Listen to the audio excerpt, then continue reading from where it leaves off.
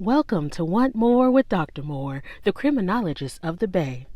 Your host, Dr. Talia Moore, is a college professor who created this space to discuss and facilitate transformation in learning. Each week we'll bring you dynamic leaders and change makers and discuss systems, practices, policies, and people that intersect and impact justice as we know it. And now your host, Dr. Talia Moore. Welcome to Want More with Dr. Moore, the criminologist of the Bay, where we bring you stories and insights at the intersection of justice and society. My name is Dr. Talia Moore, and I'm your host today. Today, we're thrilled to have a special guest, Loren Taylor. Loren is a candidate for mayor of the city of Oakland. Loren brings a rich history of work experience, being a part of the Oakland City Council, and also being a longtime Oakland resident. Welcome, Loren. Great to have you here. Great to be here. Thanks for the invitation.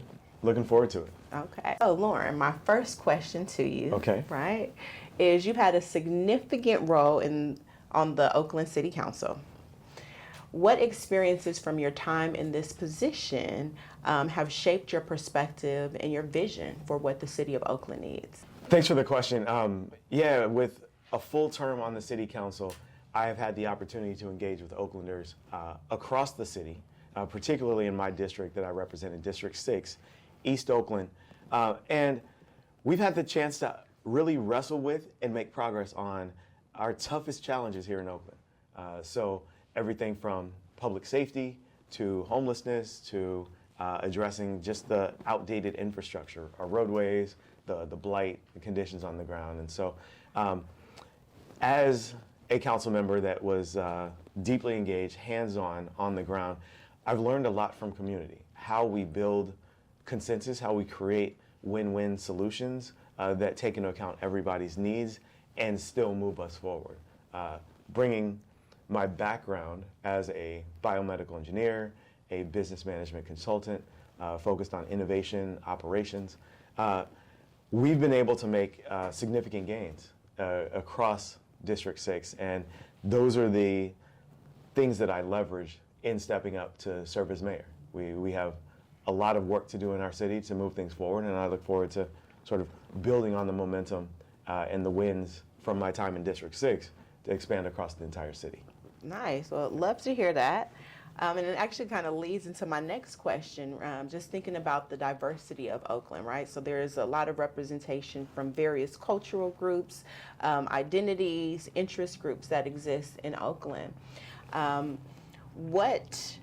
Drawn from that lived experience and being in that environment, what inspired you to run for mayor?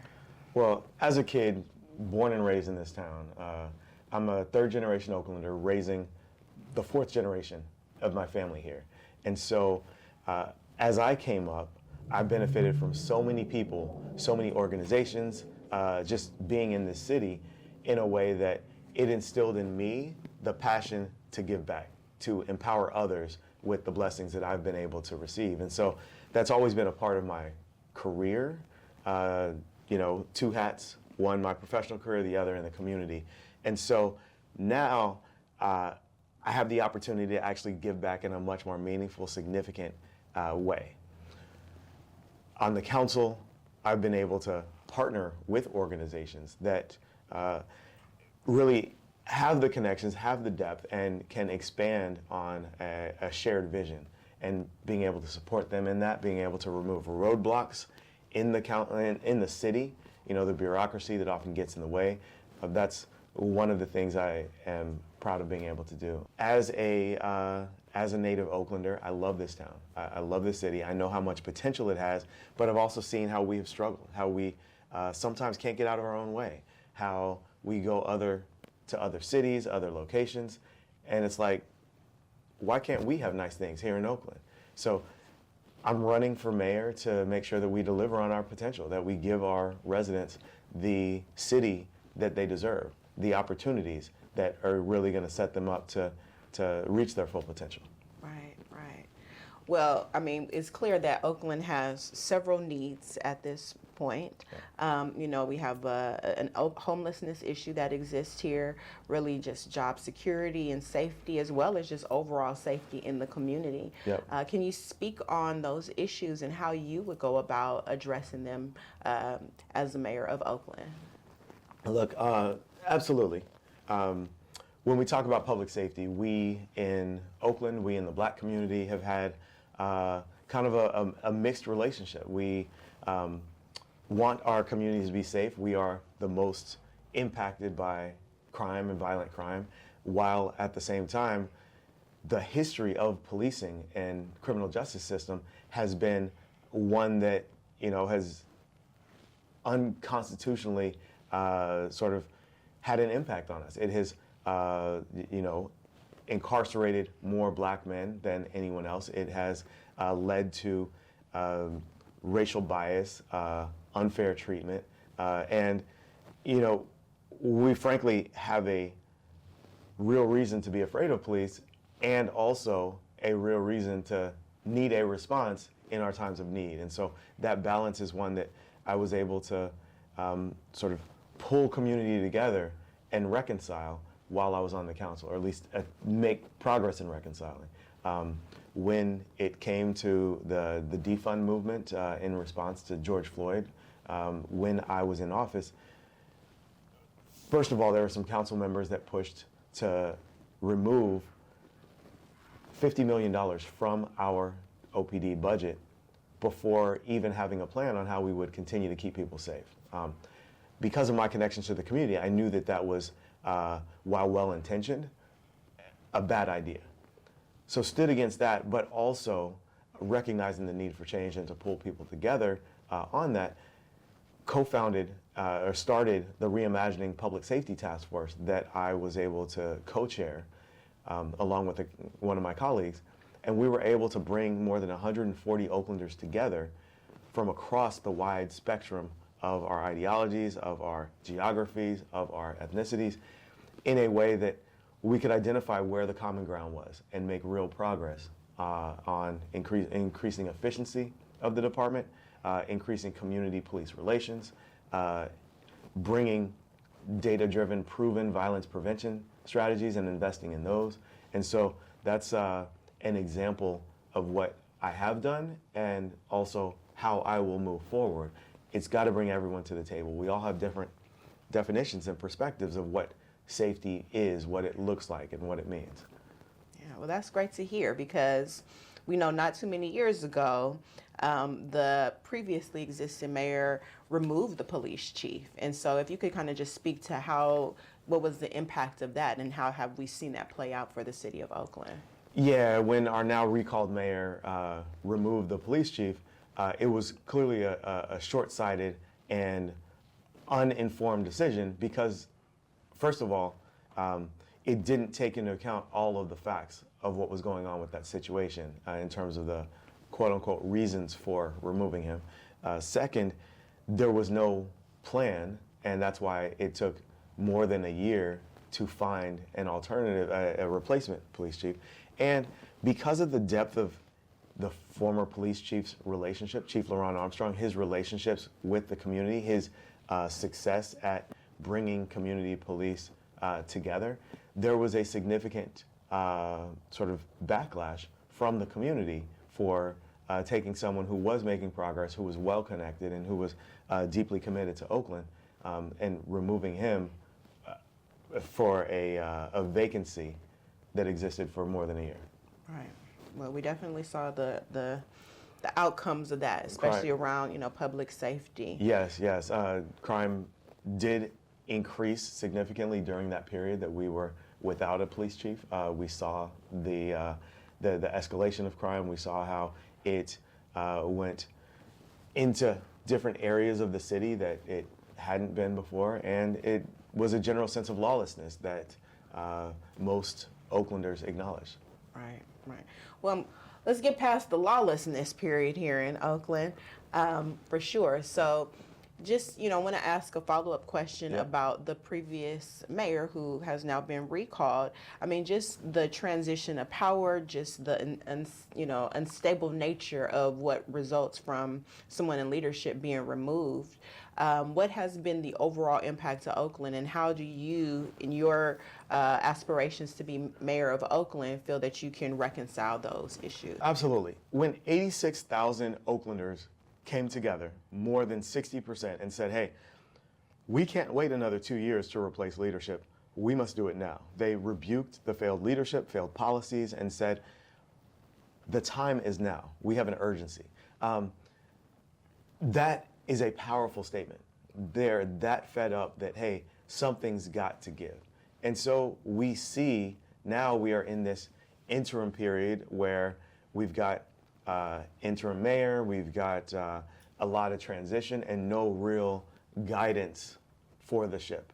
Our city administrator, I'm appreciative for what he's doing in this, interim period, but we really need strong leadership. We need someone who is already connected to the community, can hit the ground running, and is committed to being here for the long term to see things through, not just the balance of the recalled mayor's term. Right. As Oakland continues to grow, economic development is vital for creating jobs and supporting local businesses. What steps would you take to attract new businesses while ensuring that existing local businesses continue to strive? Yeah. So first of all, it's important to recognize that the best way to grow the economy is to make sure that first, our existing businesses do not leave. So we have to be able to support them in staying here, help them grow. And to do that, one, I am proposing that we create a concierge model of service for our small businesses, helping them better navigate the bureaucracy within City Hall so that they can get what they need from our local government and move quickly through. So moving us as a city out of the way so we're not stopping progress. To that same point, when it comes to building, planning, permitting, that is a huge complaint that businesses have, but also our developers and even homeowners who are trying to remodel their homes to make them more livable. So I'm proposing that we create a shot clock for the building and planning department. A shot clock means that if we don't complete our job as a city within a certain period of time, you as a business owner, as a resident, as a developer, will be able to move forward with your project, and we will not stop that or slow that down. We know that time is money, value, and impact.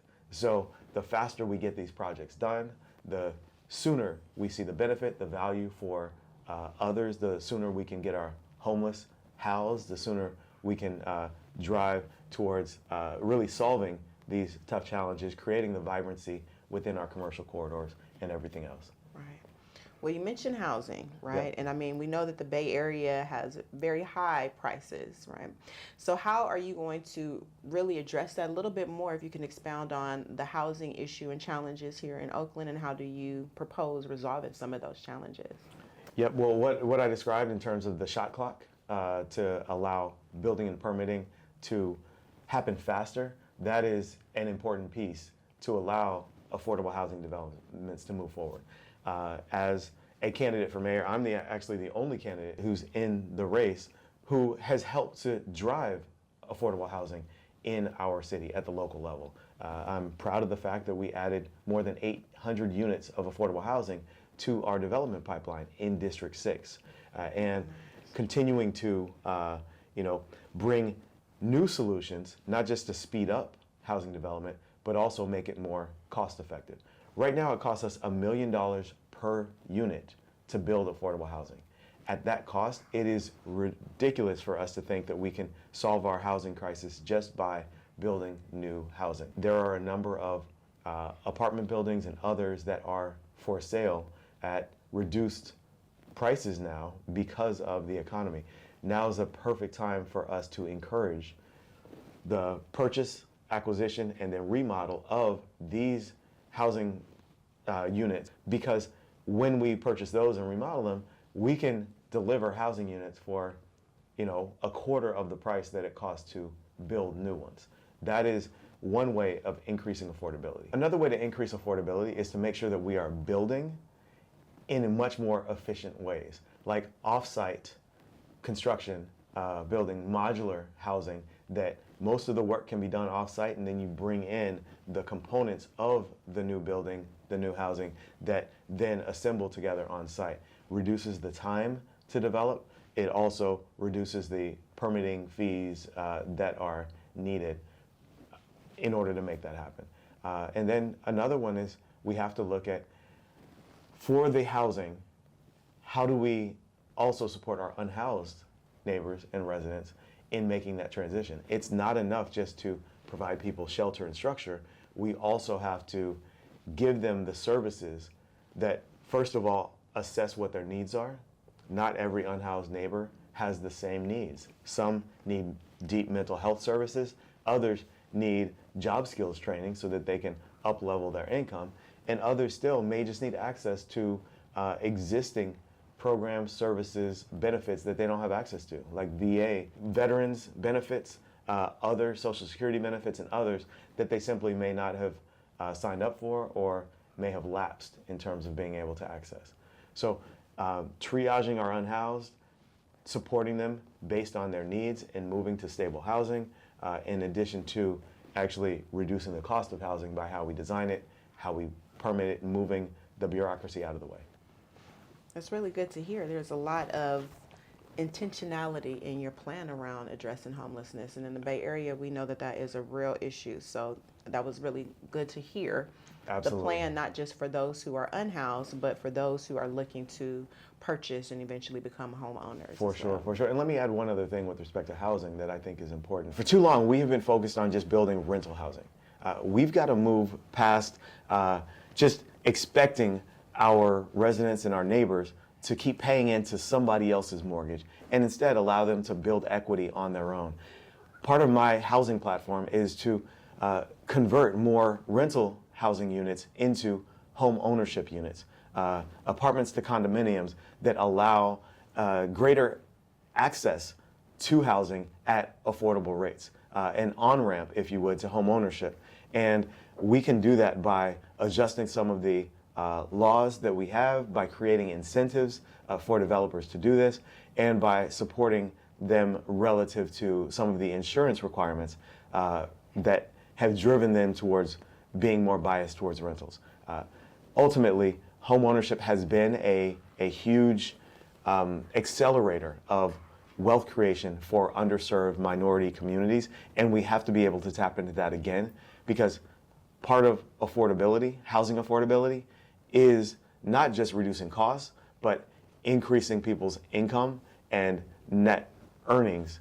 We want to create generational wealth that allows our future generations to be able to do even better than their parents. All right, well, good to hear that. I have a question now, very timely, because in the news we have many updates from our president.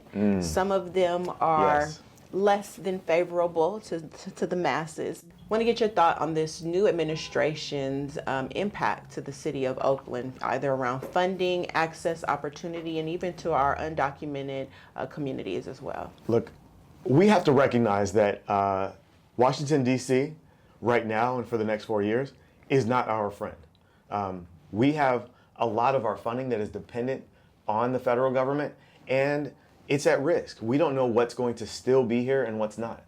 We have our neighbors, our family members, who are being targeted and attacked by this administration, and we in Oakland, we need to stand up for each other. When one of us are attacked, we are all attacked. And so in my administration, we will be firm and make this a safe sanctuary for all of our residents. You can't come into our town without us standing firm, lockstep with each other to defend, to protect, and to minimize harm if it's coming from Washington, D.C. or any other actor. In your vision for Oakland, what do you want to see the city look like in the next 5 to 10 years? So should you become the mayor, what lasting impressions and impacts would you like to leave on the city of Oakland? Oakland is a beautiful city. We have amazing people, our geography, other assets, our arts, our culture. There is so much to be proud of. That's why I wear my city on my sleeve like a badge of honor. That being said, we have encountered some tough times. I am tired of our city being a national meme for negative reasons. I am tired of going to other cities, seeing how clean, how thriving they are, and wondering why we don't have the same thing right here. And I'm tired of having visitors from out of town come and I have to figure out what route I'm taking so that I don't have to make excuses for the blight, the trash, the homelessness that exists. I envision a safe Oakland where everyone is able to walk anywhere in our city safely. I envision a clean Oakland where any corner of our city, if you take a picture, it is a picture that we are proud of and is what I call postcardable. We are happy to have that featured on our postcard.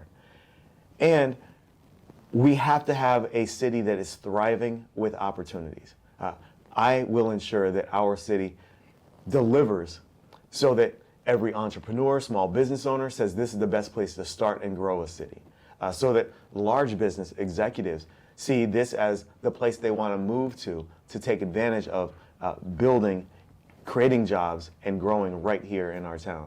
And all of that must be based on a solid fiscal foundation. And I will ensure that that happens because I understand our budget. I don't need a learning curve in order to get there, unlike the rest of the field of mayoral candidates. We have to hit the ground running. We have to make the hard and necessary choices. And we've got to make sure that we are looking at the long run and not just the immediate short-term decisions that are chasing headlines or chasing likes on social media. Wow. Well, I do like the comment about making Oakland a postcardable city. I think Absolutely. we should maybe trademark I need that to or coin something. that one, Coin definitely. it, yeah, because that is something to be had for sure. Oakland's diversity is one of the city's greatest assets, but it also requires careful attention to ensure that every community has an equitable stake in the city's future. How do you plan to ensure that all Oaklanders, regardless of race or economic positioning, has a stake in this city and is able to access or leverage that? Yeah, incredible question because that is one of the complaints and critiques I have of past administrations. Either they have said, we are going to grow this city and put those investments towards people who are non-natives, who aren't here and are historically left out, so it just perpetuates the gap. Or other leaders have said, you know, we have to focus on just supporting our existing community, those that are most underserved, without actually growing, creating opportunities, creating jobs, and giving us nice things. I believe that we can do both. Equitable growth, equitable economic development that brings everybody along.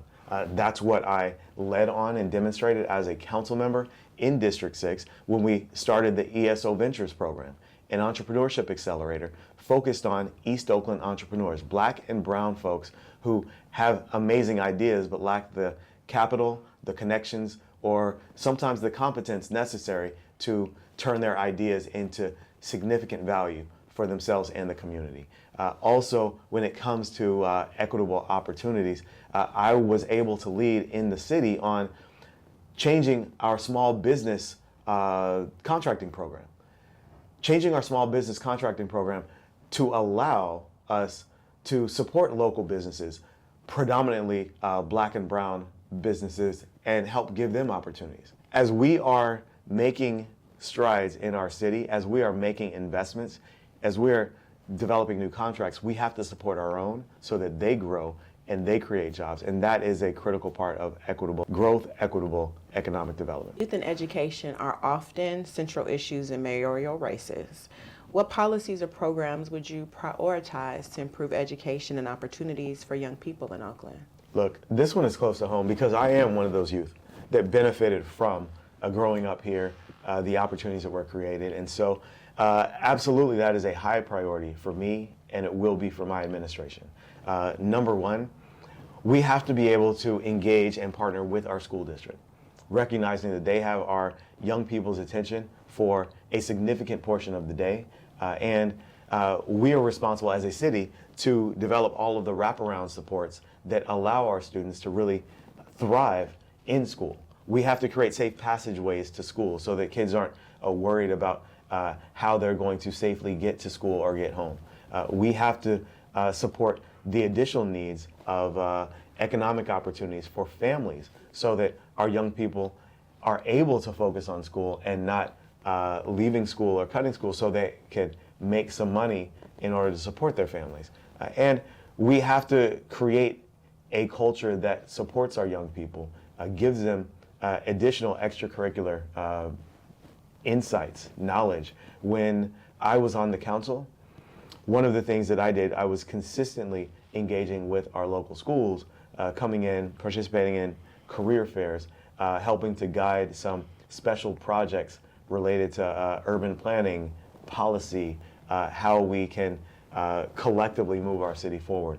The engagement with the school district is critical, both between leaders, so city council, mayor, with the school board, as well as engaging at the classroom level directly with our young people. As mayor, I will ensure that our youth summer jobs program, the mayor's summer jobs program, is fully invested in and creates real opportunities for our young people to not just make money, but to develop the soft skills and the hard skills necessary to develop promising careers. We have neglected to really create these opportunities for our young people and set them up on a better trajectory. And the other thing is we have to support those organizations that are doing well. We have the Oakland Fund for Children and Youth, OFCY. 3% of our general fund revenues get allocated towards programs and services that support youth and their families. How we spend those dollars is critical. If we just throw them after the same organizations that have political influence, connections, etc., but are not delivering results, we are not going to support our young people's true advancement. We have to have a data-driven, measured approach to how we allocate money. Who's doing well and delivering, and who's not. Those are all critical things to take into account, because if we aren't measuring the success we want, we're not going to be able to achieve it. Okay, so that's good to hear. And I mean, education is such a major part in this equation when we're talking about responding and working with youth. So it's good to hear that you have a concerted plan about engagement with the school district. Absolutely. Comprehensive plan is critical. Right. Yep. All right. So, Loren, thank you for everything that you've shared thus far.